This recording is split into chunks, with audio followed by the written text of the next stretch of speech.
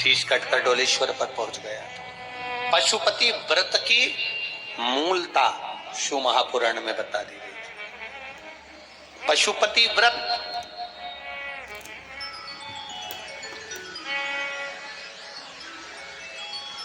पांच सोमवार का ये व्रत होता है।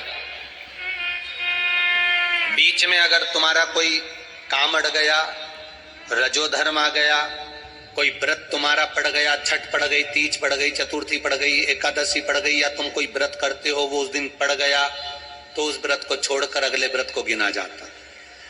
सुबह पूजन की थाली लेकर मंदिर में जाते हैं, भगवान का अभिषेक पूजन करते हैं, थाली लेकर वापिस आ जाते हैं, उस थाली को अपने घर में रख लेते हैं।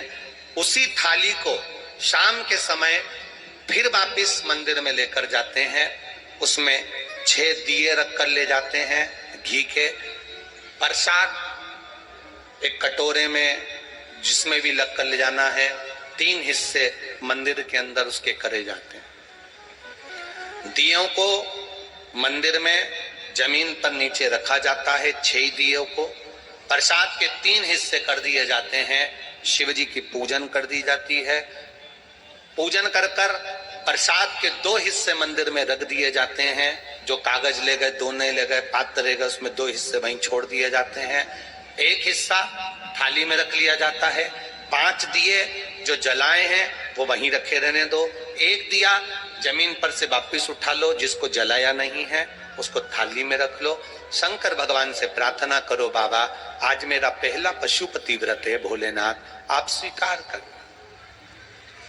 मेरे मन की कामना ये है बाबा, जिसके कारण मैंने ये व्रत किया है।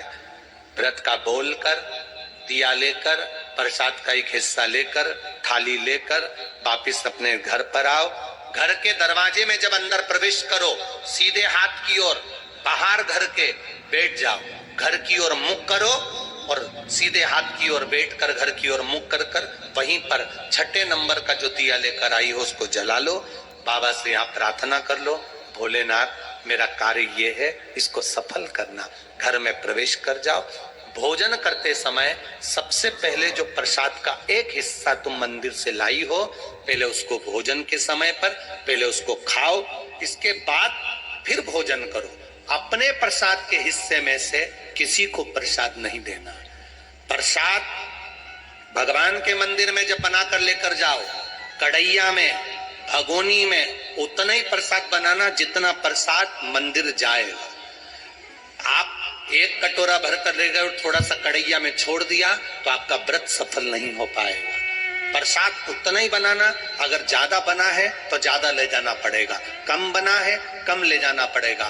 प्रसाद कढ़ैया में, पात्र में छूटना नहीं चाहिए। जो शंकर जी के लिए बनाया है तुमने, उतना की उतना पूरा लेकर जाना पड़ेगा। ये नहीं कि मैं बच्चों के लिए थोड़ा बना के छोड़ जाऊं, बच्चों के लिए थोड़ा घर वालों के लिए बनाकर छोड़ जाऊं ना, जितना बनाए सारा लेकर जाना पड़ेगा। इसलिए उतना बनाओ जितना तुम्हें मंदिर में ले जाना।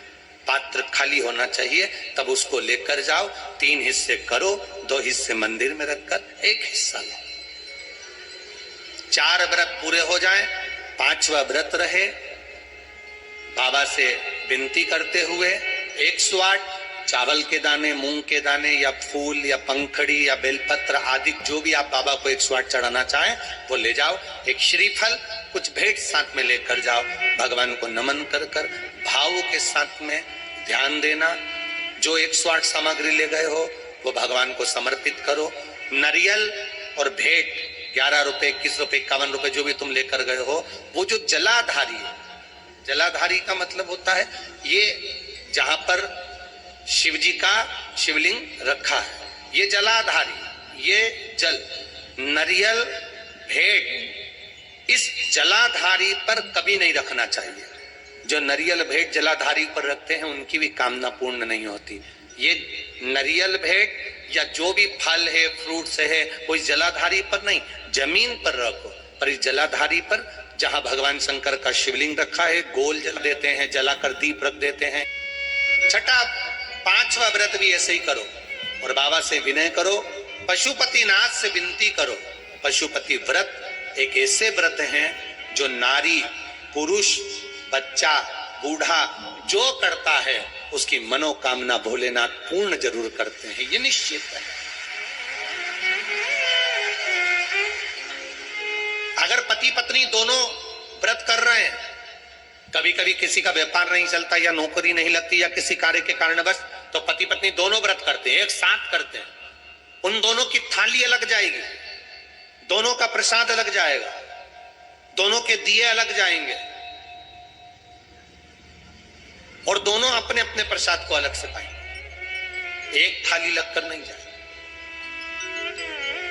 माँ और बेटा कर रहे हैं तो भी थाली दो ही जाएगी, बेटी और माँ कर रही है तो भी थाली दो ही जाएगी। प्रसाद के हिस्से दो थाली ले जाने का मतलब होता है प्रसाद जो बनाकर लेकर गए हो उसके 3 हिस्से होना चाहिए। अगर माँ और बेटा एक ही थाली लेकर गए तो प्रसाद जो आएगा वो एक हिस्सा आएगा, एक हिस्सा वापस आएगा तो उसमें से 2 भाग फिर हो जाएंगे, तो उसका फल नहीं मिलता। इसलिए पूजन करने वाला अगर 2 व्रत कर रहे हैं, 3 व्रत कर रहे हैं, कोई घर के 3 लोग देवरानी जेठानी सब मिलकर व्रत कर, सबकी थाली अलग है, सास बहू कर रहे हैं उनकी थालियां अलग जाएंगी। जिस मंदिर में पहला व्रत करोगे उसी मंदिर में 5 व्रत करना है। मायके चले गए हो, सोमवार का दिन पड़ गया, तुम्हारा व्रत था, उस व्रत को मानना नहीं जाएगा। मायके गए हो तो मायके में आराम से खाओ पियो मौज करो, अपनी जिंदगी आनंद में जियो। वापिस जब आओ फिर वापिस व्रत करो, पर गिनती 5 ही रहे, 5 से ज्यादा। हाँ, कभी कभी फाइल अगर ज्यादा मोटी होती है तो इसको दबाने में समय लगता है।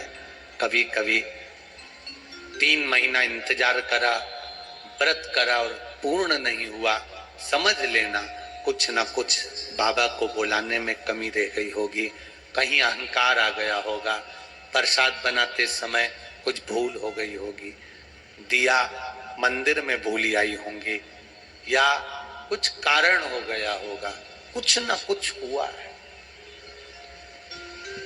घर से चली थी, माचिस लेकर नहीं गई, दूसरे की पड़ी हुई माचिस से मैंने दिया जला दिया होगा, हो सकता है गलती हो गई होगी, कुछ ना कुछ भूल हमसे हो गई। अपने दीप को प्रज्वलित करने के लिए अपने घर की माचिस लेकर जाइए। पशुपति व्रत है, जिस कामना से हम करते हैं बाबा उसको स्वीकार करता है। और भारत के नहीं, देश विदेश में रहने, मेरा विश्वास कहता है नेपाल के भी कई लोगों ने इस व्रत को करा होगा, ये विश्वास मेरा कहता है। देश विदेश में रहने वाले प्रत्येक सनातनी भाई बहन इस व्रत को करते हैं और मनवांछित फल मेरा भोलेनाथ पशुपतिनाथ प्रदान करता ही करता है।